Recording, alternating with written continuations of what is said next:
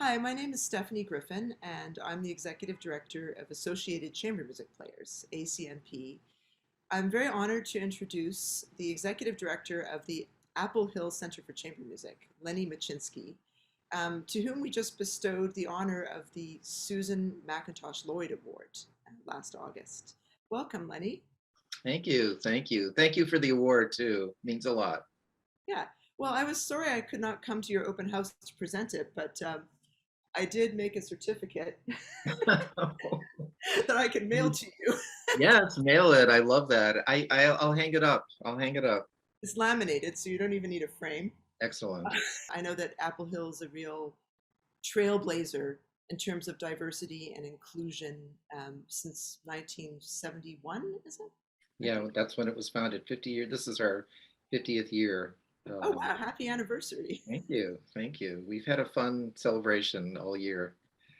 Um, the history of that of inclusiveness is right from the beginning because there were a group of musicians that founded Apple Hill, and their big thing was to have a community of musicians always associated with Apple Hill. And so it started with a camp for teenagers, local teenagers. We're in the Monadnock area, which is close to the city of Keene, is sort of like the capital of the Monadnock area. So it was for Keene teenagers. And pretty soon some adults started to come, and there was a psychologist who came here. His name was John Holt, and he wrote this book after he went to Apple Hill called Never Too Late. And it's a really good book. It's a great book. And there's a couple chapters about what it was like to come to a camp as an adult. And he was a beginner, and what it was like to learn an instrument. That's wonderful. So playing level as well, you'll accept pretty much beginners as well to Yeah, Apple Hill. we have beginners. One of my favorite stories is about adults coming to Apple Hill. Was when I lived in Boston, I had a friend that was a criminal defense attorney, and he won every case, and he was really hardcore. And he retired, and he called me and he said, "I think I want to learn to play the violin. Do you think I could come to Apple Hill?" And I was like, "Sure. I think you should come to Apple Hill." And I wasn't a director there; I was just a coach. And so we gave him a Mio trio to play, and he was playing with two 14-year-old young girls. And Oh, I wow. think he was 68 years old. They were all beginners. They were all the same level because we put people together by level.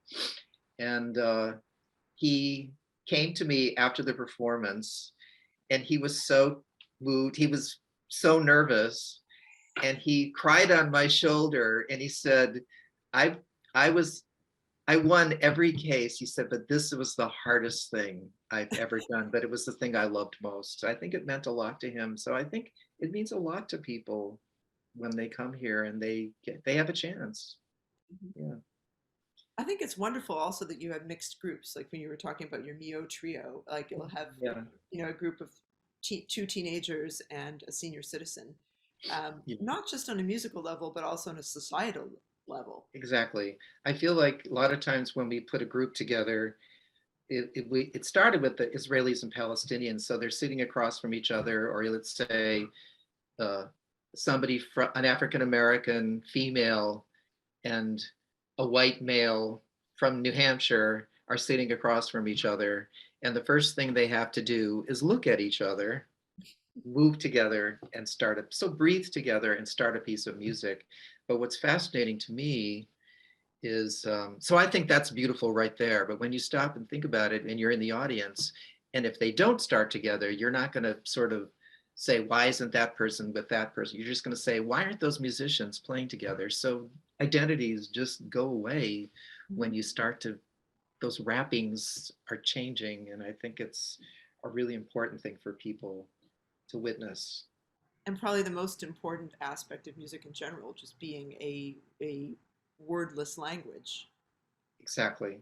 You know, they Somebody once asked me, we were doing a seminar, we were doing a residency, and somebody said, why do you think playing for peace works? And I said, because there are no words. exactly. Yeah, Yeah. And you can play with, you don't even have to speak each other's language, and you can find this common ground yeah. through And music. And the common ground, really, when you stop and think about it, is all about the music. So I have these 5 skills that I always talk about, like watching these are the skills of chamber music: watching, listening, being sensitive, being flexible, and then being willing to adapt. And so that's what we coach these students in those skills. And you're pretty soon you're realizing you're doing that with somebody you never dreamed you would ever be doing that with, like my 65-year-old attorney friend. And you go back into the society, when you leave Apple Hill, and those 5 skills are the same skills they're going to need to get along with everybody. I think the last thing I want to ask you about, because it relates very much to your mission and our mission as ACMP, is your thoughts about the idea of playing chamber music for pleasure and just for the love of it, and especially as a professional musician yourself, what are the things that you have gained from this this deep connection with amateur chamber musicians through Apple? Yeah. I think for me, when the first time I coached at Apple Hill was in 1982, and I was assigned a piano quartet, a Brahms piano quartet. And I just saw names of people, and I had come from, the professional world, and all the camps I went to, like Aspen and all that stuff, were professional musicians. And so I just assumed that's what it was going to be. And so I walked into the door, and there were all these people that were like, well, to me at the time, they looked really old. Now they would probably look young to me, but they were all in like their 50s and 60s. And I was like, oh my God. And then they started to play. And I realized that these are non-professional people, and I had to figure out what I was going to do to coach these people. And I decided I was just going to coach them the way I was coached, like really rigorously. I wasn't going to let anything go by. We were going to discuss everything and try to solve whatever issue anybody had. We got really into expression and got into the music. And for me, it was a really tremendous experience, because these were people, I didn't know why at the time, but they just did everything. They just did everything. They tried everything. They did beautifully. That maybe it wasn't on the same level as Piatigorsky on the cello, but it was really, they were saying something, and it was the most that they could say with their abilities. So they were doing their very best, high quality of everything. And so I was inspired by it, and I realized that actually I had to change something in me when I went out and performed that I never had done before. And that's to do it out of love for the music, and just out of love for playing, and just out of love in general. And that might sound really cheesy, but it's actually a very powerful thing that I learned at Apple Hill, because I started to adapt that in every aspect of my life. So to love shopping, to love, raking leaves, it's a very important part of being alive. And I think I learned that from all the people that still come to Apple Hill. And of course, when I hear a group play and they're young and they're really on the path, it's very exciting. But when a group comes out of adult beginners and they're playing a piece, and that they're doing their best, I always cry. They always make a joke about me in the back. They always go, if Lenny cries, we know we've done well. And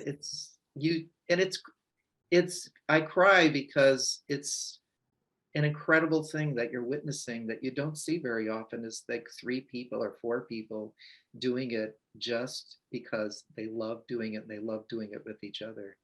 It's incredible.